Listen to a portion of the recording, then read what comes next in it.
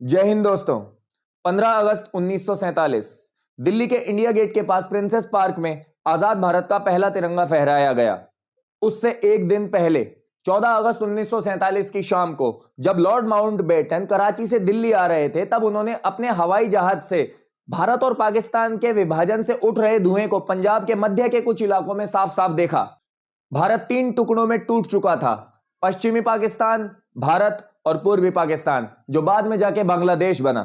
उसी रात पंडित जवाहरलाल नेहरू अपने परिवार के साथ खाने की मेज पर बैठे ही थे कि अचानक फोन की घंटी बज उठी। नेहरू ने पूरी कॉल सुनी। जब उन्होंने फोन रखा तब उनका चेहरा सफेद था और उनकी आंखों में आंसू थे।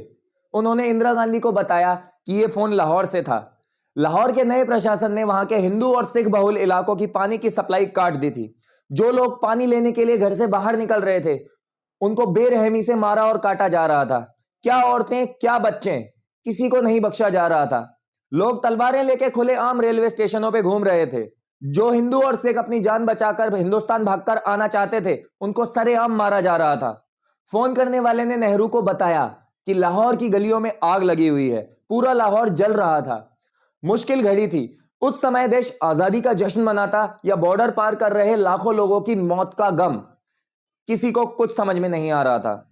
इंदिरा गांधी ने अपने पिता को दिलासा दिया और उन्हें शांत रहने को कहा। उन्होंने उनसे बोला कि आज रात को दिए जाने वाले आप अपने भाषण की तैयारी कीजिए। 14 अगस्त की रात ठीक 11:55 पे संसद के सेंट्रल हॉल में जवाहरलाल नेहरू का भाषण शुरू होता है। उनके भाषण के कुछ मुख्य शब्द इस प्रकार थे: आधी रात को जब पूरी दुनिया सो रही है, तब भारत आजादी की सांसें ले रहा है। जैसे ही घड़ी ने रात के 12 बजाए, शंख बजाए जाने लगे। लोगों की आंखों से देशभक्ति के आंसू बह निकले। देशभक्ति के नारों से पूरी की पूरी दिल्ली गूंज उठी। उस दिन भगवान भी कुछ फिल्मी मूड में थे। सदन के बाहर मॉनसून की मूसलाधार बारिश हो रही थी और लाखों भारतीय आजादी के जश्न को मनाने में मगन थे। जैसे ही नेहरू सदन से बाहर निकले, मानो भीड़ उनको पूरा घेर लेना चाहती थी। उनको चारों ओर से घेर लिया गया। जैसे तैसे वो रात बीती। 15 अगस्त की सुबह हुई। सुबह 8 बजे मंत्रियों को शपथ दिलाने का कार्यक्रम शुरू हुआ। वो दिन भी बीता। शाम के 5 बजे लाखों लोग दिल्ली के प्रिंसेस पार्क में, जो कि इंडिया गेट के पास है, वहां पर भारत के तिरंगे को फहरता हुआ देखने के लिए मौजूद थे। लॉर्ड माउंटबेटन, बाद में जिनको भारत का पहला गवर्नर जनरल बनाया गया, उनके द्वारा यह तिरंगा फहराया जाना था।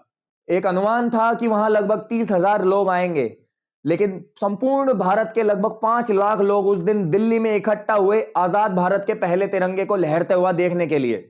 माउंटबेटन की बग्गी के चारों ओर लोगों का इतना हुजूम था कि उनके उतरने के लिए जगह ही नहीं बची थी। फिर क्या लोगों को रोकने के लिए लगाई गई बाड़ हो, बैंड वालों के लिए स्पेशली बनाया गया मंच हो, या फिर वीआईपी अतिथियों के लिए स्पेशल बनाया गया पवेलियन हो, सब कुछ भीड़ के आगोश में समा गया। भीड़ को रोकने के लिए रास्ते के दोनों ओर लगाई गई रस्सियों को देखने पर ऐसा लग रहा था कि मानो कभी रस्सियां लगाई ही नहीं गई थी। भीड़ का दबाव इतना ज्यादा था कि उसमें दबकर माउंटबेटन के एक बॉडीगार्ड का घोड़ा नीचे गिर पड़ा था। सबकी जान में जान तब आई जब कुछ समय बाद वो घोड़ा खुद ब खुद उठकर चलने लायक हालत में आ गया।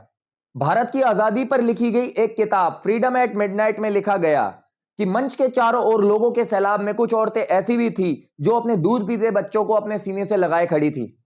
उधर अपनी बग्गी में कैद माउंटबेटन, जो भीड़ में उतर ही नहीं पा रहे थे, उन्होंने चिल्लाकर वीआईपी अतिथियों को बोला कि बैंड वाले भीड़ में कहीं खो गए हैं। वो आजादी के जश्न का बैंड बजाना तो दूर, अपने हाथ इस भीड़ में हिला भी नहीं पा रहे हैं। मंच पे खड़े लोगों ने माउंटबेटन की आवाज सुनी। तिरंगे को फ्लैग पोस्ट से ऊपर भेजा गया और वहीं अपनी बग्गी पर खड़े खड़े ही माउंटबेटन ने भारत की आजादी के पहले तिरंगे को सल्यूट किया। लोगों के मुंह से आवाज निकली, माउंटबेटन की जय, माउंटबेटन की जय के नारे गूंजे जाने लगे। पूरे ब्रिटिश इतिहास में किसी और गोरे अंग्रेज को यह सौभाग्य नहीं मिला था कि वो भारत के लोगों के मुंह से उनके दिल की यह आवाज सुन सके।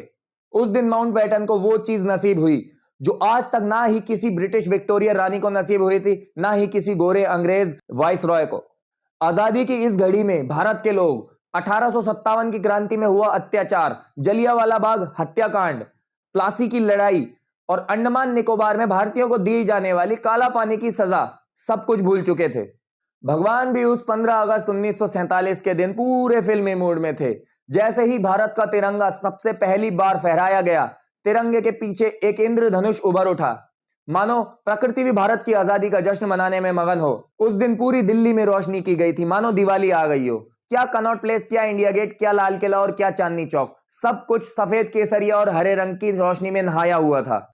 16 अगस्त की रात को माउंटबेटन ने तब के गवर्नमेंट हाउस और आज के राष्ट्रपति भवन में करीब 2000 लोगों के लिए भोज का इंतजाम करवाया। तो इस तरह बीते आजादी के वो 48 घंटे। फिलहाल इस वीडियो में इतना ही।